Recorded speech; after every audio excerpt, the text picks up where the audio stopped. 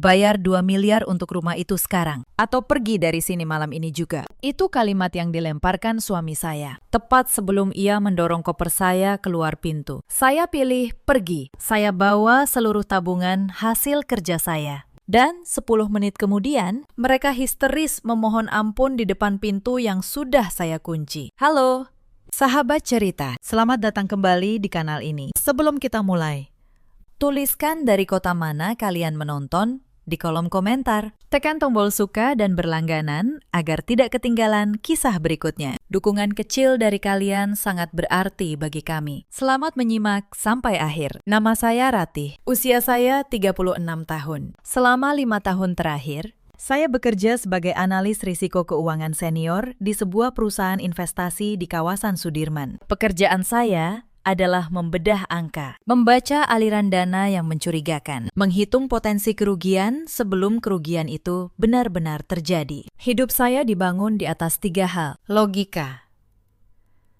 ketenangan, dan kepastian. Tetapi malam itu, ketiga hal itu runtuh sekaligus. Di ruang tamu rumah saya sendiri, ruangan terasa dingin. Bukan hanya karena pendingin udara yang menyala terlalu kencang, melainkan karena tatapan 2 orang paling dekat dalam hidup saya, yang malam itu berubah menjadi asing. Di atas meja kaca, tergeletak setumpuk brosur perumahan mewah. Brosur itu dilempar kasar oleh tangan seorang pria yang dahulu berjanji selalu melindungi saya. Pria itu Rendra, suami saya. Ia berdiri dengan napas memburu dan wajah memerah karena penolakan yang baru saja saya ucapkan. Di sampingnya duduk seorang wanita paruh baya berbalut sutra mahal. Ibu Sarah, ibu mertua saya. Sejak hari pertama pernikahan, beliau tidak pernah benar-benar membuka pintu hatinya untuk saya. Angka di brosur itu jelas. 2 miliar rupiah. Harga sebuah rumah impian yang menurut analisis saya sama sekali tidak masuk akal. Ibu Sarah menggebrak meja. Cincin-cincin permata di jarinya beradu dengan kaca, menggema di ruangan yang sunyi. Beliau menatap saya seolah saya kriminal yang menyembunyikan harta rampasan. Uang itu untuk apa kamu simpan-simpan? Ratih, suaranya meninggi. Kami ini keluargamu. Masa untuk membeli rumah saja kamu pelit? Saya menahan napas. Saya menjaga agar jari-jari saya tidak gemetar. Bu, saya sudah cek dokumen rumah itu, kata saya pelan. Ada banyak kejanggalan. Asal-usul penjualnya tidak jelas. Saya tidak akan membeli sesuatu yang berisiko sebesar itu. Rendra melangkah maju. Ia memperpendek jarak di antara kami. Risiko. Ia mengejek. Kamu ini istri atau kalkulator? Ibu mau rumah itu. Aku mau rumah itu. Tinggal kamu cairkan tabunganmu. Selesai.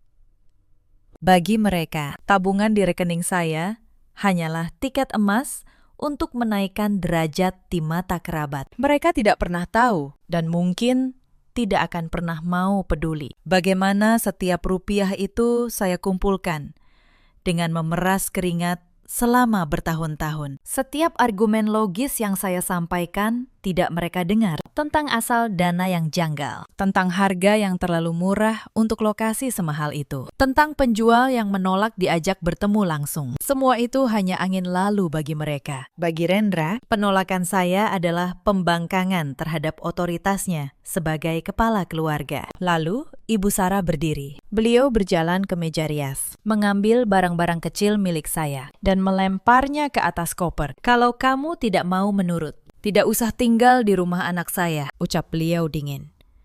Rendra menyeret koper saya ke dekat pintu utama. Sebuah tindakan kasar yang memutus sisa rasa hormat yang masih ada dalam batin saya. Malam itu, di tepi jurang pernikahan yang hancur, saya berdiri diam.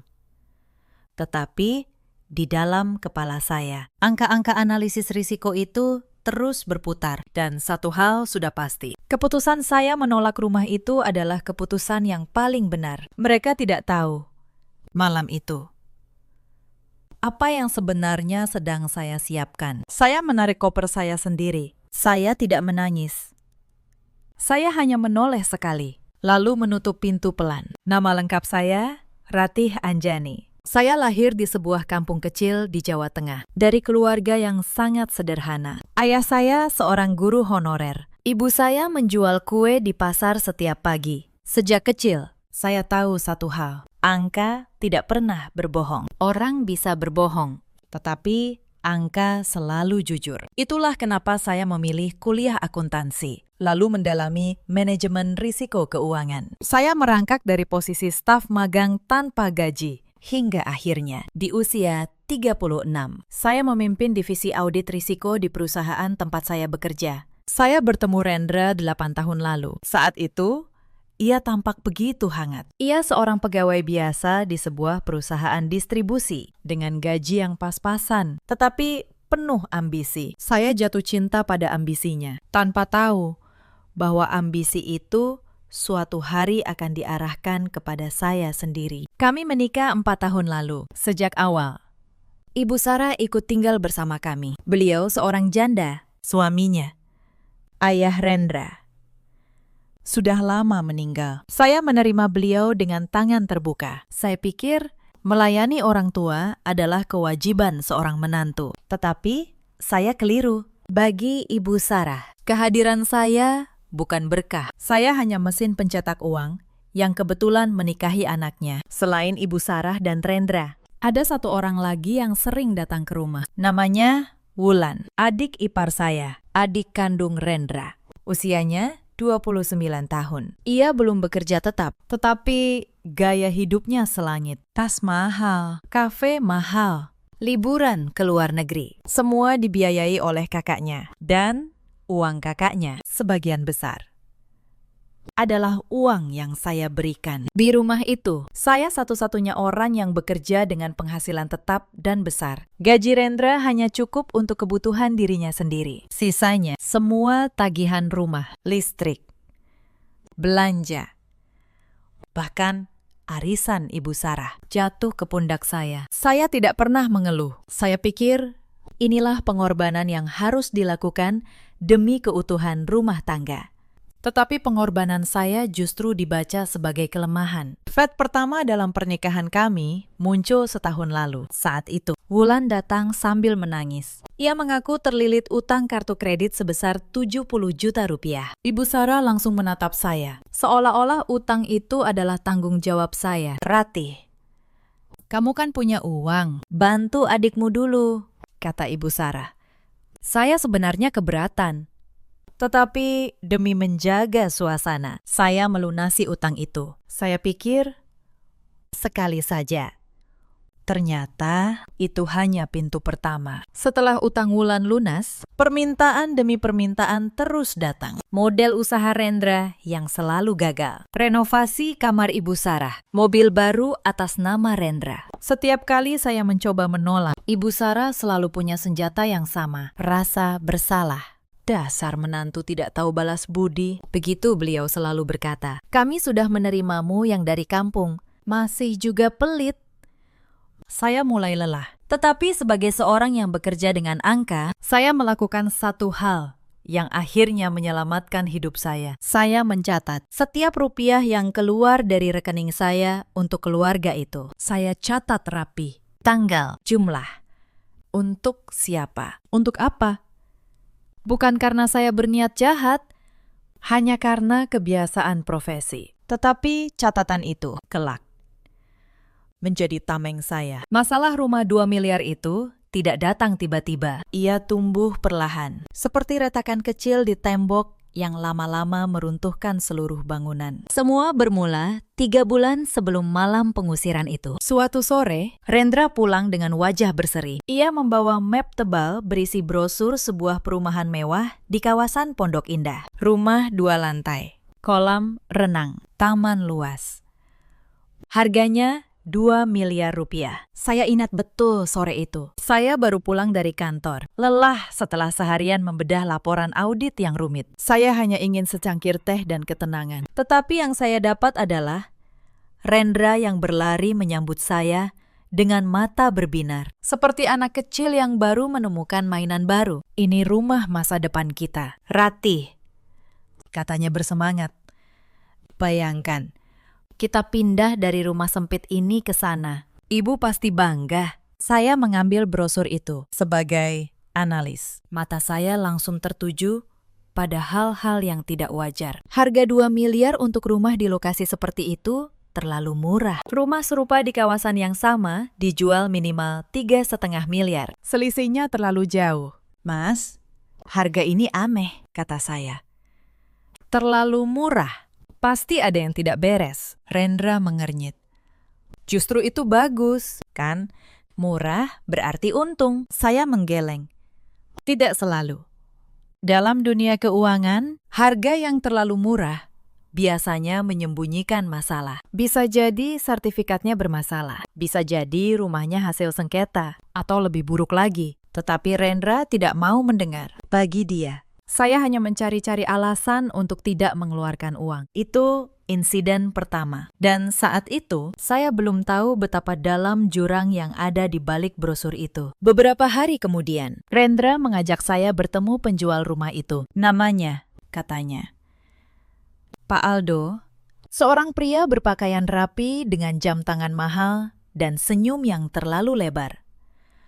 Tetapi pertemuan itu janggal. Pak Aldo tidak mau bertemu di kantor notaris. Ia memilih sebuah kafe sepi di pinggir kota. Ia tidak membawa sertifikat asli, hanya fotokopi. Dan saat saya bertanya soal riwayat kepemilikan rumah, jawabannya berputar-putar. Naluri profesi saya berdering keras. Orang yang menjual aset 2 miliar tidak akan bersembunyi di kafe dan menolak menunjukkan dokumen asli. Hanya ada satu alasan untuk itu. Ada sesuatu yang ingin disembunyikan. Malam itu, saya berkata terus terang kepada Rendra, Mas, saya tidak akan ikut transaksi ini. Penjualnya mencurigakan. Saya tidak mau uang kita lenyap. Rendra marah besar. Tetapi ia tidak tahu. Malam itu, saya diam-diam menyimpan fotokopi dokumen yang sempat saya foto dengan ponsel saya. Insiden ketiga datang dari Ibu Sarah. Beliau mulai menekan dengan cara yang lebih halus dan justru lebih menyakitkan. Beliau mengumpulkan para kerabat di rumah, lalu di depan mereka semua. Beliau memuji rencana membeli rumah mewah itu. Anak saya Rendra sebentar lagi punya rumah 2 miliar di Pondok Indah. Kata beliau, bangga. Semua kerabat bertepuk tangan. Mereka memandang saya dengan tatapan penuh harap, seolah saya wajib mewujudkan kebanggaan itu. Tekanan sosial itu sengaja diciptakan agar saya tidak bisa menolak tanpa terlihat sebagai menantu yang jahat. Saya hanya tersenyum tipis. Di dalam hati, saya tahu mereka sedang membangun istana di atas pasir. Insiden keempat terjadi seminggu kemudian. Saya pulang kerja lebih awal karena merasa tidak enak badan. Sampai di rumah, saya mendengar Ibu Sarah dan Wulan sedang berbicara di dapur. Mereka tidak tahu saya sudah pulang. Bu, kalau Rati tetap tidak mau cairkan uangnya, bagaimana? Tanya Wulan. Tenang, jawab Ibu Sarah. Kalau perlu, kita paksa dia tanda tangan. Begitu rumah atas nama Rendra, uang dia jadi uang kita semua. Nanti kita atur supaya dia keluar dari rumah ini baik-baik atau tidak. Darah saya membeku. Mereka tidak sekedar ingin rumah. Mereka ingin menguasai seluruh aset saya, lalu menyingkirkan saya. Saya mundur pelan ke kamar. Tangan saya gemetar, bukan karena takut, tetapi karena marah. Malam itu, saya membuka laptop dan mulai melakukan apa yang paling saya kuasai, menyelidiki. Insiden kelima adalah penemuan pertama saya dengan fotokopi dokumen rumah dan nama Pak Aldo. Saya menelusuri jejak digital. Saya menggunakan akses data publik dan jaringan profesional yang saya miliki sebagai analis. Hasilnya membuat saya tercengang. Nama Pak Aldo terhubung dengan beberapa perusahaan cangkang. Perusahaan-perusahaan yang tidak punya kantor jelas, tidak punya karyawan, tetapi memiliki aliran dana miliaran rupiah. Pola itu sangat saya kenal. Itu pola pencucian uang. Rumah 2 miliar itu bukan sekedar rumah. Ia adalah alat untuk mencuci uang kotor. Pembeli akan membayar dengan uang bersih. Lalu uang itu menghilang ke dalam jaringan. Dan jika saya membeli rumah itu dengan tabungan saya, nama saya akan terseret ke dalam kejahatan itu. Saya menatap layar laptop dalam diam. Rendra dan ibunya, tanpa sadar, hampir menyeret saya ke dalam jurang pidana. Insiden keenam memperjelas segalanya. Saya menggali lebih dalam. Saya menemukan bahwa Rendra ternyata sudah menandatangani menandatangani sebuah surat perjanjian awal dengan Pak Aldo tanpa sepengetahuan saya. Dalam surat itu, Rendra berjanji akan melunasi rumah dalam waktu dekat. Ia bahkan sudah memberikan uang muka 50 juta. Uang dari mana? Uang yang ia pinjam diam-diam dari rentenir. Suami saya sudah terjebak. Ia berutang kepada rentenir untuk uang muka. Dan satu-satunya cara melunasi sisanya adalah dengan menguras tabungan saya. Itulah kenapa tekanan terhadap saya semakin kuat setiap hari. Mereka sedang putus asa. Insiden ketujuh adalah titik di mana saya berhenti menjadi korban. Saya membuat keputusan. Saya tidak akan melawan dengan teriakan. Saya akan melawan dengan cara yang saya kuasai. Dengan bukti. Dengan hukum. Dengan sistem. Pertama, saya menghubungi Pak Bram, rekan saya di divisi kepatuhan, sekaligus seorang ahli hukum keuangan. Saya ceritakan semuanya. Pak Bram mendengarkan dengan serius, lalu berkata, "Ratih, ini bukan urusan rumah tangga biasa. Ini sudah masuk ranah pidana keuangan. Kamu harus laporkan." Kedua, saya diam-diam memindahkan seluruh tabungan saya ke rekening baru yang hanya saya yang tahu. Rekening lama saya kosongkan. Jika mereka mencoba memaksa saya mencairkan dana, mereka tidak akan menemukan apa-apa. Ketiga, saya menyusun seluruh bukti, catatan pengeluaran yang sudah saya simpan selama bertahun-tahun, fotokopi dokumen rumah, rekaman pembicaraan di dapur antara Ibu Sarah dan Wulan, yang ternyata sempat terekam ponsel saya. Hasil penelusuran perusahaan cangkang milik Pak Aldo. Semua saya susun dalam satu map tebal yang rapi, hitam di atas putih. Itulah senjata seorang analis keuangan. Insiden ke-8 adalah laporan resmi. Bersama Pak Bram, saya mendatangi kantor pusat pelaporan transaksi keuangan dan kepolisian unit kejahatan ekonomi. Saya menyerahkan seluruh bukti. Para petugas terkejut. Ternyata, Pak Aldo dan jaringannya sudah lama menjadi target penyelidikan. Bukti yang saya berikan menjadi potongan terakhir yang mereka butuhkan. Seorang petugas senior menatap saya dengan kagum. "Bu Ratih, Anda baru saja membantu kami membongkar jaringan yang sudah kami kejar selama 2 tahun. Tetapi mulai sekarang, Anda harus berhati-hati. Mereka berbahaya." Saya mengangguk.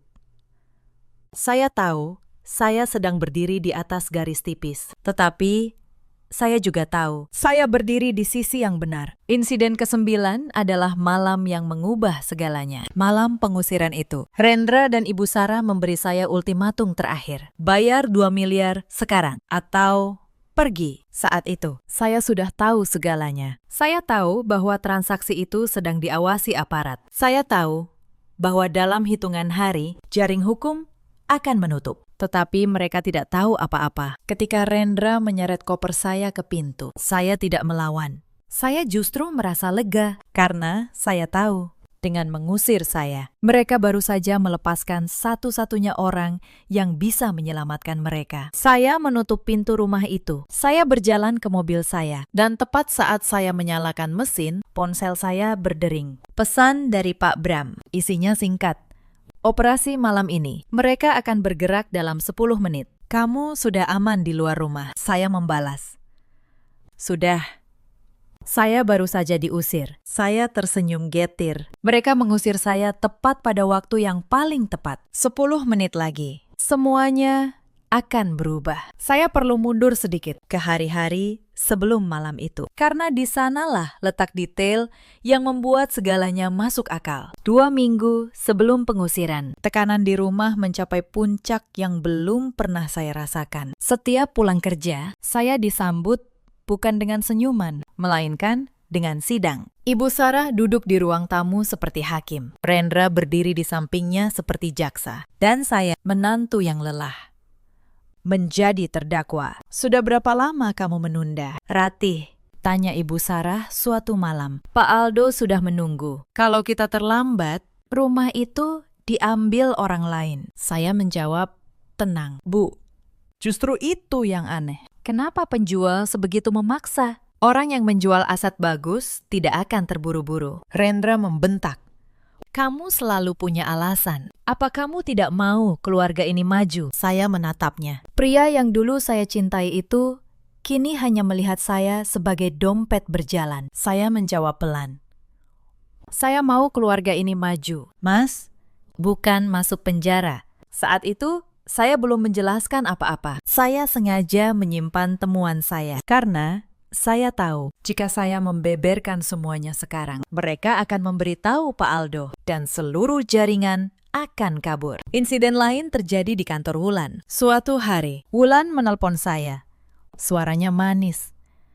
Terlalu manis. Ia mengajak saya makan siang. Saya tahu ada maksud di baliknya. Tetapi saya datang juga di kafe mahal yang ia pilih. Wulan mulai bermain peran.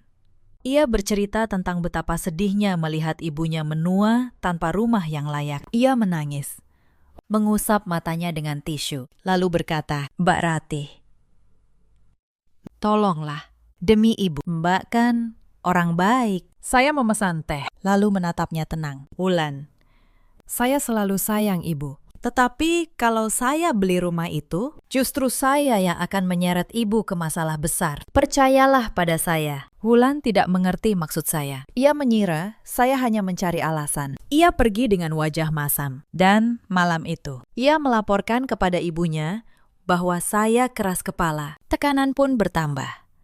Ibu Sarah mulai memainkan kartu terakhirnya. Beliau berpura-pura sakit. Beliau berbaring di kamar, menolak makan, dan berkata bahwa ia tidak akan sembuh sampai rumah impiannya terwujud. Rendra menyalahkan saya. "Lihat, ibu sakit gara-gara kamu." Saya tahu itu sandiwara, tetapi saya tetap merawat Ibu Sarah. Saya membawakan bubur, menyiapkan obat, mengukur tekanan darahnya. Bukan karena saya percaya beliau benar-benar sakit, melainkan karena saya tidak ingin kehilangan kemanusiaan saya, sekalipun mereka sudah kehilangan kemanusiaan mereka. Sementara itu, di balik layar, saya bekerja lebih keras bersama Pak Bram. Saya memverifikasi setiap bukti. Kami memastikan setiap dokumen sah secara hukum. Kami merekam jejak komunikasi antara Rendra dan Pak Aldo. Kami menyusun kronologi yang rapi agar saat-saatnya tiba, tidak ada celah sedikit pun. Pak Bram pernah bertanya kepada saya, "Ratih, kenapa kamu tidak langsung pergi saja dari rumah itu? Untuk apa kamu bertahan dalam tekanan seperti ini?" Saya menjawab, "Kalau saya pergi tanpa bukti, mereka akan bilang saya menantu durhaka yang kabur. Tetapi kalau saya pergi dengan kebenaran di tangan, sayalah yang menentukan akhir cerita ini." Hari demi hari berlalu dalam ketegangan. Setiap pagi, sebelum berangkat kerja, saya menatap wajah Rendra yang tidur. Saya mencoba mengingat pria yang dulu saya nikahi. Tetapi yang tersisa hanyalah orang asing yang dikuasai ambisi. 3 hari sebelum malam pengusiran, Pak Aldo datang ke rumah. Untuk pertama kalinya, ia berani masuk. Ia duduk di ruang tamu, ditemani Rendra dan Ibu Sarah, lalu menyodorkan map berisi surat-surat. Ia ingin saya menandatangani persetujuan pembelian saat itu juga. "Bu Ratih," kata Pak Aldo dengan senyum licin, "tinggal tanda tangan. Semua beres. Uang muka sudah dibayar suami Anda, tinggal pelunasan." Saya menatap surat itu. Lalu, saya menatap Pak Aldo. Dalam hati, saya berkata, "Kamu tidak tahu siapa yang sedang kamu hadapi." Saya berkata pelan, "Saya perlu waktu untuk membaca dokumen ini." Pakistan sebagai analis. Saya tidak pernah menandatangani apapun tanpa membaca. Pak Aldo tersenyum, tetapi matanya menyiratkan ketidaksabaran. Ia pergi malam itu tanpa tanda tangan saya yang ia tidak tahu. Malam itu juga saya menyerahkan salinan suratnya kepada pihak berwajib. Surat itu menjadi bukti kunci. Esok harinya, suasana di rumah berubah menjadi perang dingin. Rendra hampir tidak berbicara dengan saya. Ibu Sarah menatap saya dengan kebencian terbuka. Wulan sengaja menyindir saya di grup keluarga. Saya tahu badai sedang mendekat. Tetapi saya juga tahu, saya sudah memasang seluruh penangkal petir di tempat yang tepat. Tetapi sebelum malam itu, ada satu kejadian yang nyaris membuat saya goyah. 2 hari sebelum pengusiran, ponsel saya berdering dari nomor tak dikenal. Saat saya angkat, suara di seberang adalah Pak Aldo. Nadanya tidak lagi ramah seperti di kafe. Kali ini, dingin dan mengancam. "Bu Ratih," katanya pelan, Saya dengar Anda banyak bertanya-tanya soal rumah itu. Sebaiknya Anda berhenti. Orang yang terlalu banyak tahu, hidupnya jadi tidak nyaman. Anda mengerti maksud saya. Jantung saya berdegup keras. Tetapi sebagai seorang yang terlatih membaca ancaman dalam angka, saya tahu cara menjaga suara tetap tenang. Pak Aldo, jawab saya. Saya hanya istri yang berhati-hati soal uang keluarga. Tidak lebih. Ia tertawa kecil, lalu menutup telepon. Malam itu, saya tidak bisa tidur. Saya tahu, ancaman itu nyata. Tetapi, saya juga tahu, mundur sekarang berarti membiarkan kejahatan menang. Saya menelepon Pak Bram. Ia menyarankan saya merekam setiap komunikasi dan segera melengkapi laporan. Ancaman dari Pak Aldo ternyata justru menjadi bukti tambahan yang memberatkannya. Ia tidak tahu bahwa setiap kata ancamannya sedang saya simpan rapi. Lalu, ada satu kejadian lagi, sehari sebelum pengusiran, yang membuat saya yakin tidak ada jalan kembali. Sore itu, saya pulang lebih awal. Saya mendengar Rendra berbicara di telepon di ruang kerjanya. Saya berhenti di balik pintu. Suaranya rendah, panik. Pakistan, saya pasti lunasi. Tinggal istri saya cairkan tabungannya. Beri saya waktu sedikit lagi. Saya tidak mau berurusan dengan orang-orang Anda yang biasa menagih. Saya membeku. Suami saya tidak hanya berutang kepada rentenir. Ia berutang kepada penagih yang berbahaya, bagian dari jaringan yang sama. Ia sudah terlalu dalam, dan ia berniat menyeret saya bersamanya demi menyelamatkan dirinya sendiri. Saat itu, rasa cinta terakhir yang masih tersisa di hati saya padam sepenuhnya. Saya tidak lagi melihat suami. Saya melihat seorang pria yang rela menukar keselamatan istrinya demi melunasi keserakahannya. Malam itu, saya menyelesaikan seluruh berkas laporan. Saya memastikan rekening saya kosong dari jangkauan mereka. Saya menyiapkan surat cerai. Saya siap untuk apapun yang akan terjadi. Dan kemudian, tibalah malam itu. Malam ketika 2 miliar menjadi garis akhir. Malam ketika mereka memilih mengusir saya. Tanpa tahu bahwa mereka sedang mengusir satu-satunya perisai yang melindungi mereka dari kehancuran. Saya keluar dari pekarangan rumah dengan koper di tangan. Udara malam terasa dingin menusuk tulang. Tetapi di dada saya ada sesuatu yang justru terasa hangat. Sebuah kelegaan yang sudah lama tidak saya rasakan. Saya memasukkan koper ke bagasi, lalu duduk di kursi pengemudi. Saya tidak langsung menyalakan mesin. Saya menatap rumah itu untuk terakhir kalinya. Lampu ruang tamu masih menyala. Bayangan Rendra dan ibunya bergerak di balik tirai. Masih merasa menang. Mereka pikir mereka baru saja menyingkirkan saya. Mereka tidak tahu. Mereka baru saja menandatangani akhir cerita mereka sendiri. Ponsel saya bergetar. Pesan dari Pak Bram masuk. Tim sudah di lokasi. Bergerak sekarang. Belum sempat saya membalas. Sebuah konvoi mobil tanpa lampu sirine masuk pelan ke jalan perumahan. Beberapa kendaraan berhenti tepat di depan rumah yang baru saja mengusir saya. Pintu-pintu mobil terbuka. Belasan petugas berseragam dan berpakaian sipil turun dengan tenang, lalu mengepung rumah itu. Saya menarik mobil saya menjauh sedikit, lalu berhenti di tepi jalan. Dari sana, saya menyaksikan semuanya. Para petugas mengetuk pintu. Saya melihat Rendra membuka pintu dengan wajah bingung. Lalu wajah itu berubah pucat saat seorang petugas menunjukkan surat tugas. Surat penggeledahan dan penangkapan. Dalam hitungan menit, suasana di rumah itu berubah total. Saya bisa mendengar teriakan Ibu Sarah dari kejauhan. Saya melihat Rendra mencoba menjelaskan. Tangannya menggapai-gapai. Suaranya meninggi, panik. Tetapi hukum tidak mendengar panik. Hukum hanya mendengar bukti. Para petugas membawa keluar dokumen-dokumen, termasuk surat perjanjian dengan Pak Aldo. Mereka menyita ponsel Rendra dan Ibu Sarah. Mereka memasang garis pembatas di sekeliling rumah. Dan kemudian, tepat 10 menit setelah mereka mengusir saya, terjadilah hal yang tidak pernah saya bayangkan. Rendra berlari keluar rumah. Ia mencari saya. Ia melihat mobil saya di tepi jalan, lalu berlari ke arah saya. Wajahnya yang tadi penuh kemenangan, kini hancur oleh ketakutan. Rati, Rati, tolong, teriaknya sambil menggedor jendela mobil. Ada apa ini? Kenapa polisi datang? Tolong jelaskan. Saya menurunkan kaca jendela sedikit. Saya menatapnya dengan tenang. Tatapan yang sama yang saya gunakan saat membedah laporan keuangan yang penuh kebohongan. Mas, kata saya pelan, rumah 2 miliar yang kalian paksa saya beli, itu adalah alat pencucian uang. Pak Aldo bagian dari jaringan mafia keuangan. Kalau malam ini saya menandatangani pembelian itu, sayalah yang akan masuk penjara. Tetapi karena saya menolak dan karena saya melaporkan semuanya, yang masuk penjara adalah mereka, dan sekarang kalian. Wajah Rendra membeku. Ia tidak percaya. Tidak mungkin. Kamu yang melaporkan kami. Saya tidak melaporkan kalian, jawab saya.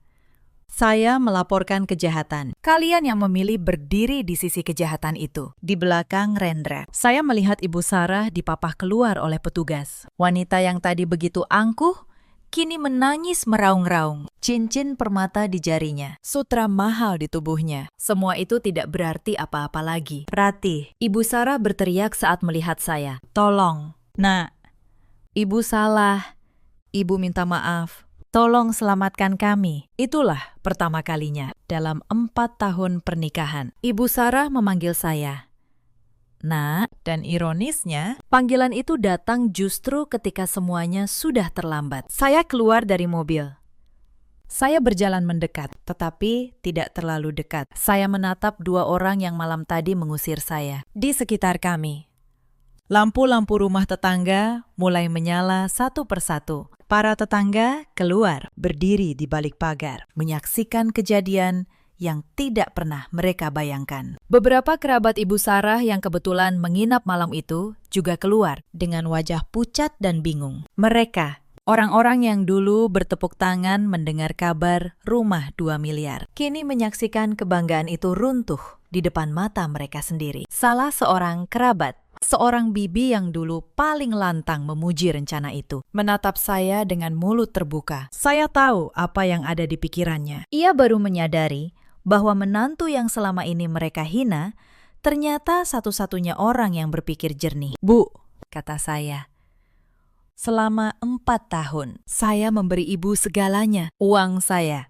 tenaga saya, kesabaran saya. Dan setiap kali, ibu menyebut saya menantu yang tidak tahu balas budi. Malam ini, saya menolak menyerahkan tabungan saya bukan karena pelit. Saya menolak karena tabungan itu jujur dan rumah itu kotor. Saya tidak akan pernah mengotori hasil keringat saya dengan uang hasil kejahatan. Ibu Sarah jatuh berlutut di trotoar. Ibu, mohon, Ratih, bantu kami. Kamu punya kenalan, kamu pintar. Selamatkan anak ibu. Saya menggeleng pelan. Saya analis risiko, Bu. Tugas saya mendeteksi kebohongan, bukan menutupinya. Saya sudah menyerahkan semua bukti kepada yang berwajib. Apa yang terjadi selanjutnya bukan lagi di tangan saya. Itu di tangan hukum. Rendra mencoba meraih lengan saya. Ratih, kita ini suami istri. Kamu tidak bisa meninggalkan saya begini. Saya menarik lengan saya pelan. Suami istri. Mas, suami istri yang mana? Yang mendorong koper istrinya keluar pintu malam ini. Yang menyeret istrinya seperti barang. Pernikahan kita sudah berakhir saat kamu memilih keserakahan di atas kepercayaan. Saya mengeluarkan sebuah map tipis dari dalam tas saya. Map yang sudah saya siapkan jauh-jauh hari. Saya menyerahkannya kepada Rendra. Ini surat permohonan cerai. Sudah saya siapkan. Pengacara saya akan mengurus sisanya. Saya tidak menuntut apa-apa darimu. Mas, karena memang tidak ada lagi yang bisa saya ambil. Hanya kebebasan saya sendiri. Rendra menatap map itu dengan tangan gemetar. Di belakangnya, petugas memanggilnya untuk dibawa ke mobil tahanan. Saya melangkah mundur. Saya menatap mereka berdua untuk terakhir kalinya. Lalu saya berkata pelan, kalimat yang sudah lama ingin saya ucapkan. Ibu pernah bilang saya menantu yang berhati batu. Mungkin ibu benar, tetapi hati batu inilah yang menyelamatkan saya. Ketika orang-orang yang seharusnya melindungi saya, justru menjadi orang yang paling ingin menghancurkan saya. Saya berbalik. Saya berjalan menuju mobil. Di belakang saya, tangisan dan ratapan terus terdengar. Semakin lama, semakin samar. Saya tidak menoleh lagi. Sebagian dari hidup saya ditutup malam itu. Di trotoar dingin di depan rumah yang tidak pernah benar-benar menjadi rumah saya masuk ke mobil. Saya menyalakan mesin. Dan untuk pertama kalinya sejak lama, saya menangis. Bukan karena sedih, melainkan karena lega. Malam itu, saya menginap di sebuah hotel sederhana di pusat kota. Bukan hotel mewah, hanya kamar kecil dengan tempat tidur bersih dan jendela yang menghadap jalan. Tetapi malam itu, saya tidur paling nyenyak dalam 4 tahun terakhir. Tidak ada lagi suara gebrakan meja. Tidak ada lagi sindiran. Tidak ada lagi tekanan untuk menyerahkan apa yang menjadi milik saya. Esok paginya, cahaya matahari menembus celah gorden. Saya bangun dengan perasaan yang asing, perasaan tenang.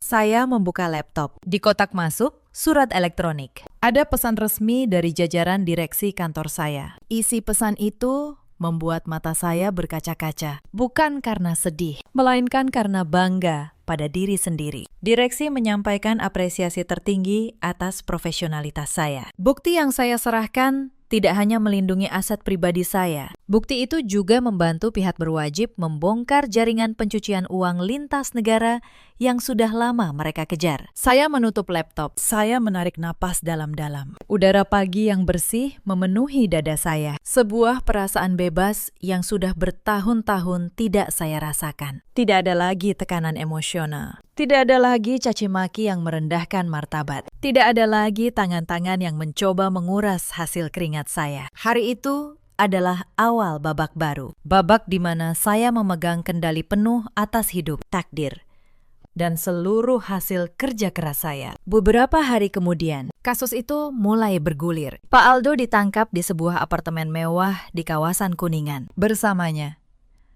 ditemukan dokumen-dokumen yang membongkar seluruh jaringan. Belasan rumah mewah, termasuk rumah 2 miliar yang dipaksakan kepada saya, ternyata adalah aset pencucian uang dari hasil korupsi dan penipuan investasi. Nama Rendra dan Ibu Sarah ikut terseret. Karena Rendra sudah menandatangani perjanjian awal dan membayar uang muka, ia dianggap turut serta dalam upaya transaksi mencurigakan. Ibu Sarah yang ikut menekan dan mengatur juga dimintai pertanggungjawaban. Saya tidak hadir di setiap proses, tetapi Pak Bram terus mengabari saya. Ia bercerita bagaimana Rendra yang dulu begitu angkuh, kini hanya bisa menunduk di ruang pemeriksaan. Bagaimana Ibu Sarah yang dulu menggebrak meja dengan cincin permata, kini menangis di kursi tahanan. Wulan, adik ipar saya, datang menemui saya suatu hari. Ia tidak lagi memakai tas mahal, wajahnya tirus. Ia memohon agar saya mencabut laporan. Mbak Ratih,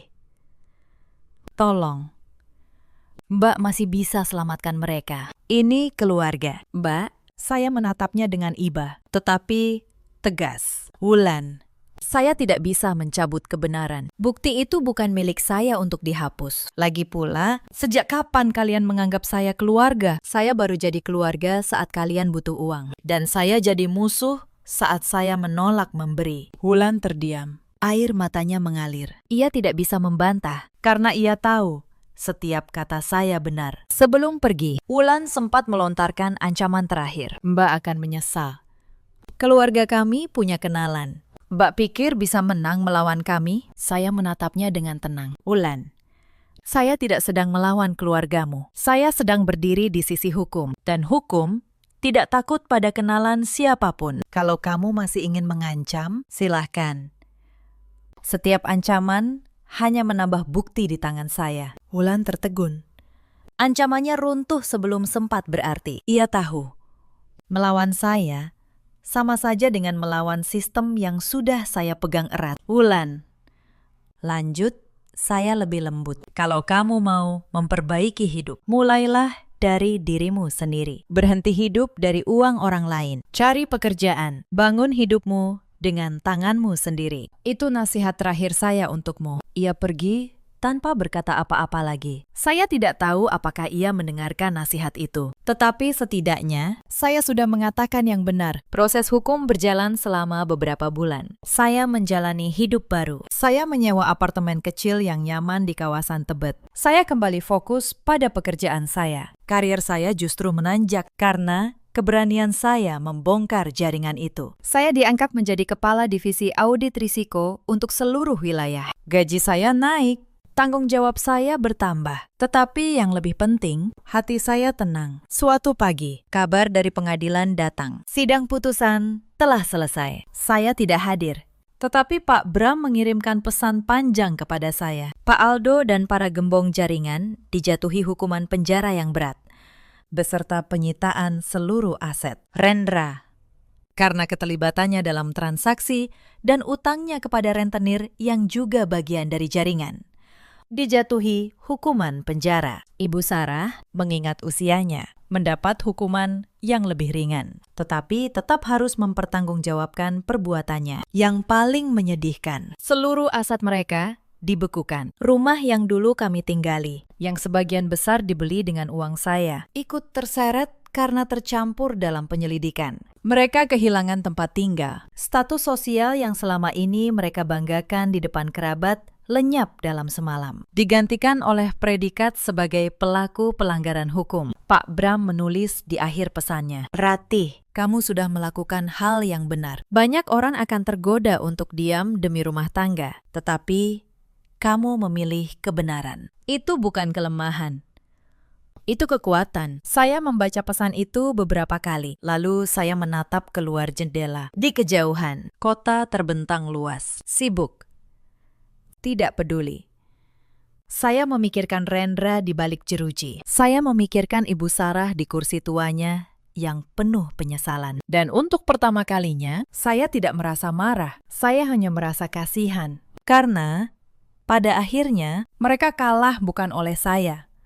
Mereka kalah oleh keserakahan mereka sendiri. Beberapa minggu setelah putusan, saya mendengar kabar terakhir tentang mereka melalui seorang kerabat jauh. Setelah aset mereka dibekukan dan menjalani hukuman, mereka tidak punya tempat untuk kembali. Kerabat yang dulu mereka banggakan kini menjauh. Teman-teman Rendra yang dulu berkumpul untuk memamerkan rencana bisnis kini tidak bisa dihubungi. Mereka benar-benar terisolasi. Dua orang yang dulu begitu yakin bahwa uang dan status adalah segalanya, kini harus belajar berjalan di atas duri-duri kenyataan, tanpa perisai yang dulu mereka anggap remeh. Perisai itu adalah saya. Saya tidak menikmati penderitaan mereka, tetapi saya juga tidak lagi merasa bersalah, karena saya tahu setiap orang menuai apa yang mereka tanam. Kerabat yang sama, yang dulu bertepuk tangan di ruang tamu Ibu Sarah, kini berbalik arah. Beberapa dari mereka bahkan menghubungi saya, bukan untuk meminta maaf, melainkan untuk bergosip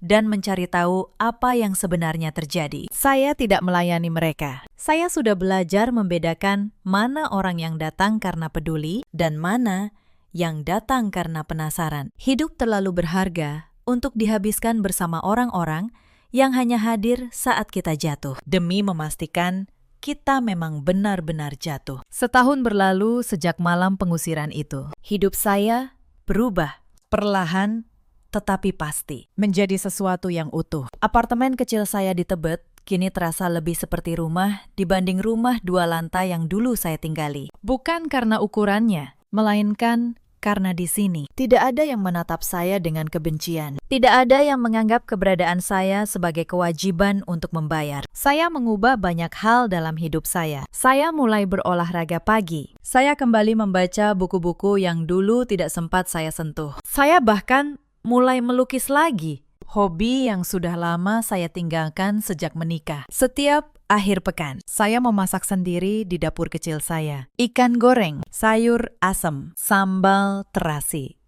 Masakan sederhana kampung halaman yang dulu tidak pernah dihargai di meja makan Ibu Sarah. Saya mengundang orang tua saya dari kampung untuk tinggal beberapa minggu bersama saya. Ayah saya, guru honorer yang sudah pensiun, dan ibu saya, penjual kue yang tangannya selalu wangi adonan. Mereka datang dengan wajah penuh kekhawatiran karena sudah mendengar tentang perceraian saya. Tetapi saat mereka melihat saya, melihat ketenangan di wajah saya, kekhawatiran itu mencair. "Nak," kata ibu saya sambil menggenggam tangan saya, "Ibu sempat sedih waktu dengar kamu bercerai. Tapi melihat kamu sekarang, ibu malah lega. Kamu kelihatan hidup lagi." Saya tersenyum. "Iya, Bu, Sekarang Ratih baru benar-benar hidup. Malam itu, kami makan bersama di meja kecil. Ayah saya bercerita tentang kampung. Ibu saya tertawa mengenang masa kecil saya. Tidak ada gebrakan meja. Tidak ada tuntutan. Hanya kehangatan sederhana yang selama ini saya rindukan. Di kantor, karier saya terus menanjak. Kisah keberanian saya membongkar jaringan pencucian uang menjadi bahan pelatihan bagi analis-analis muda. Saya sering diminta berbagi pengalaman. Setiap kali saya menyampaikan satu pesan yang sama. Angka tidak pernah berbohong. Dan keberanian untuk berkata tidak adalah bentuk integritas tertinggi. Suatu hari, seorang analis muda bertanya kepada saya, "Bu Ratih, apa Ibu tidak takut waktu melawan keluarga sendiri demi melaporkan kejahatan itu?" Saya menjawab, "Takut. Tentu saja, tetapi saya lebih takut kehilangan diri saya sendiri. Kalau saat itu saya menyerah dan menandatangani, saya mungkin masih punya rumah dan suami, tetapi saya akan kehilangan harga diri saya dan harga diri. Sekali hilang, tidak bisa dibeli kembali dengan uang berapapun." Analis muda itu mengangguk pelan, mencatat kata-kata saya tentang Rendra. Saya mendengar kabar terakhir bahwa ia menjalani hukumannya dengan berat. Tidak ada lagi teman yang menjenguk. Tidak ada lagi ambisi yang tersisa. Tentang Ibu Sarah. Beliau menghabiskan hari tuanya dalam penyesalan. Dirawat oleh dinas sosial karena tidak ada lagi keluarga yang bersedia menampungnya. Wulan, kabarnya, akhirnya mulai bekerja sebagai pegawai toko. Belajar hidup dari hasil keringatnya sendiri. Saya tidak lagi membenci mereka. Kebencian hanya akan mengikat saya pada masa lalu. Saya memilih melepaskan. Dan dengan melepaskan, saya menemukan kebebasan yang sesungguhnya. Cerita ini mengajarkan satu hal yang sangat berharga. Jangan pernah mengukur nilai seseorang dari seberapa banyak uang yang bisa diberikannya. Dan jangan pernah mengorbankan prinsip serta harga diri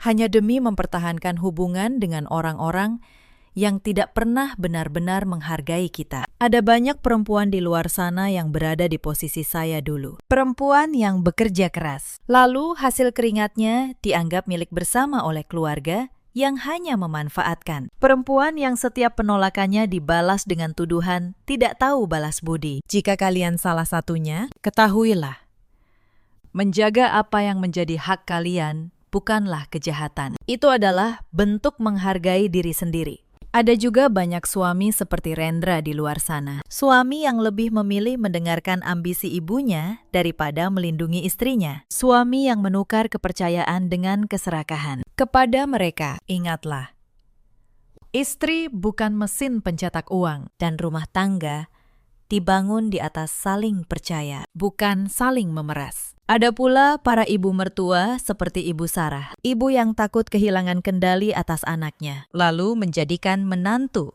sebagai musuh. Padahal menantu yang baik adalah anugerah, bukan ancaman.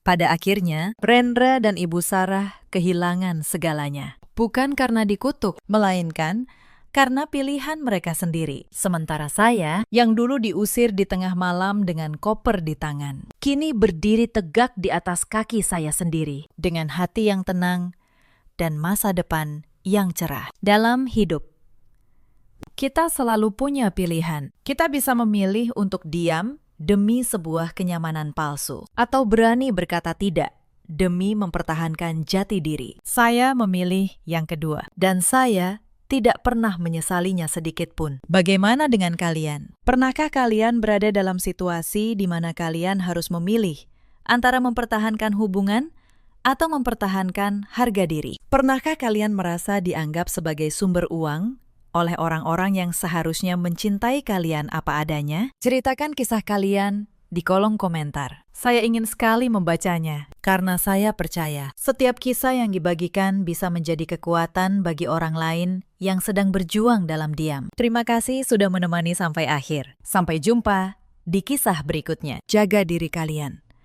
Dan jangan pernah biarkan siapapun membuat kalian merasa bahwa harga diri kalian bisa dibeli. Karena pada akhirnya, harga diri adalah satu-satunya rumah yang tidak pernah bisa diusir oleh siapapun. Dan rumah itu selamanya hanya milik kita sendiri.